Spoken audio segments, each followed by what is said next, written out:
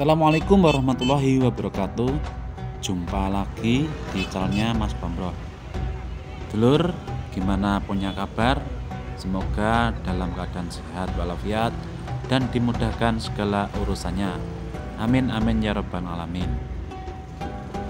Baik dulur, perjalanan kali ini kami akan ke makam salah satu wali songo, yaitu makam Sunan Giri.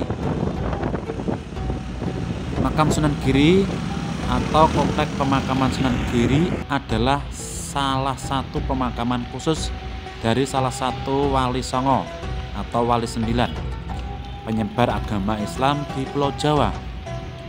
Komplek yang terletak di Kecamatan Kebomas, Kabupaten Gresik ini merupakan tempat persemayaman jasad Sunan Giri atau yang bernama asli Raden Paku Muhammad Ainul Yakin.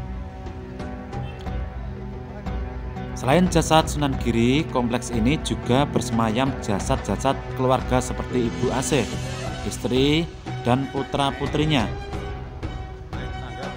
Kompleks makam Sunan Giri ini dulunya adalah lokasi kerajaan Giri Kedaton yang didirikan oleh Sunan Giri pada 9 Maret 1487.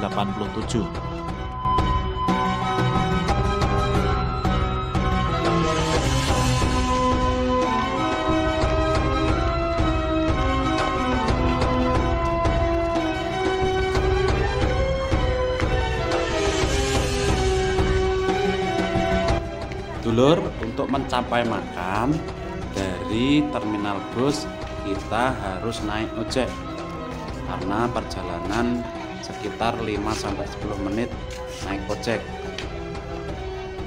Dan untuk biaya itu sebesar 10.000 per orang. Sesampainya di depan pemakaman kita harus naik tangga.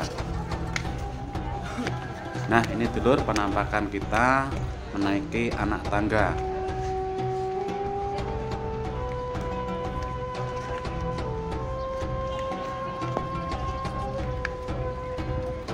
Sekitar 3-5 menit kita akan sampai di atas.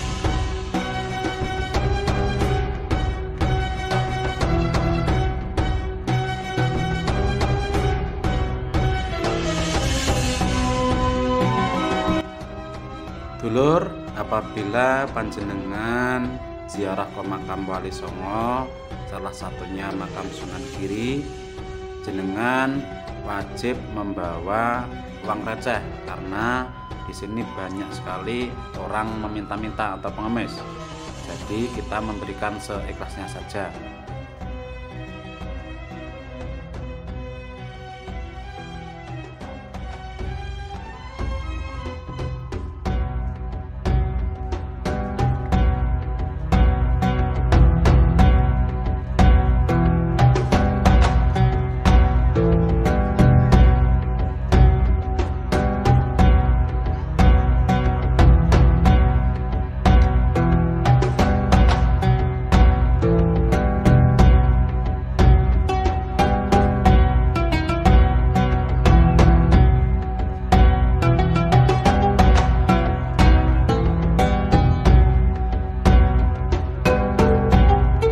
Sejarah Sunan Giri. Sunan Giri adalah salah seorang ulama Wali Songo, penyebar dakwah Islam pertama di Jawa dalam sejarah Indonesia atau Nusantara pada abad ke-14 Masehi.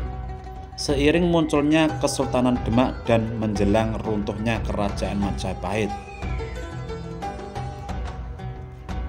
Selain sebagai ulama dan pendakwah yang giat menyebarkan syiar Islam, Sunan Giri ternyata juga bertahta sebagai seorang raja dengan Prabu Satmoto. Beliau memerintah kerajaan Giri Kedaton pada tahun 1487 sampai 1506.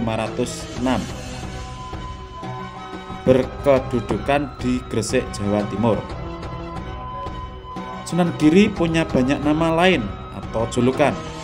Di antaranya adalah Joko Samudro, Raden Paku, dan Muhammad Ainul Yakin. Sebelum menyebarkan Islam, beliau berguru kepada Sunan Ampel di pesantren Ampel Data, Surabaya.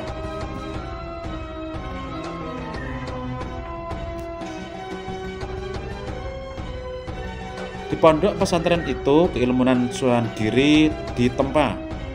Karismanya sebagai bangsawan juga kian kuat karena belajar dari Sunan Ampel yang saat itu juga berstatus sebagai penguasa Surabaya. Ketika Kerajaan Majapahit terpecah belah menjadi kadipaten kecil, Sunan Giri mempertahankan kemerdekaan wilayahnya dan mengangkat dirinya sebagai penguasa Giri Kedaton hingga beliau wafat pada tahun 1506 Masehi.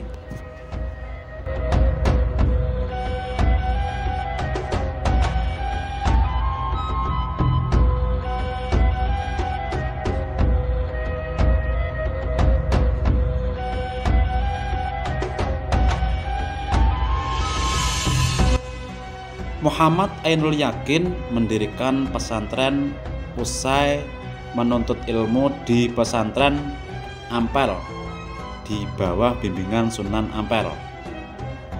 Beliau juga berhaji dan memperdalam keislaman di Mekah sebelum mendirikan pesantren tersebut. Pondok pesantren yang didirikan Ainul Yakin terletak di kawasan Giri atau di daerah Gresik yang sekarang. Maka beliau kemudian dikenal dengan nama Sunan Giri. Sunan Giri juga berdakwah lewat karya-karya seni yang beliau ciptakan, seperti tembang atau lagu dan permainan anak-anak.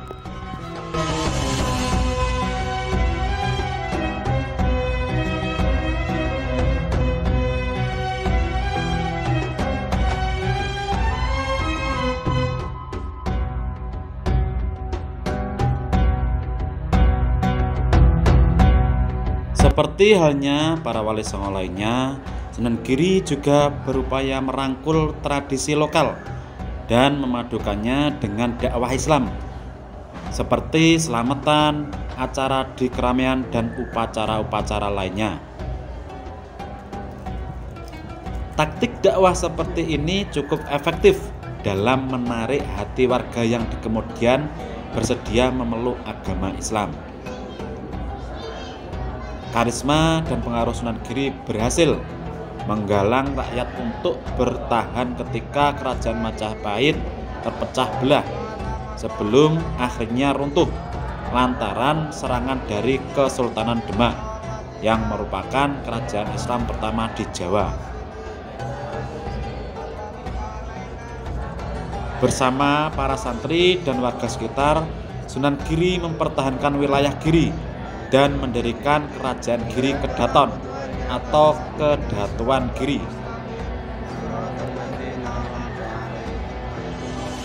Beliau Sunan Giri wafat pada tahun 1506 Masehi.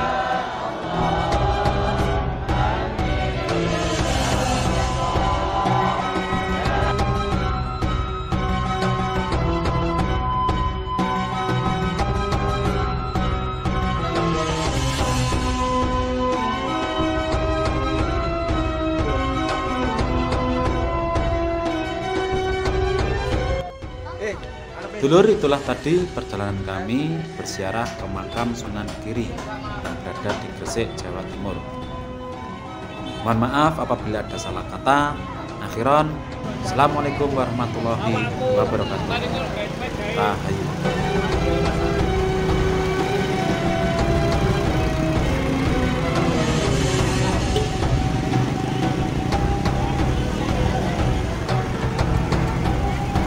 Ayo duduk.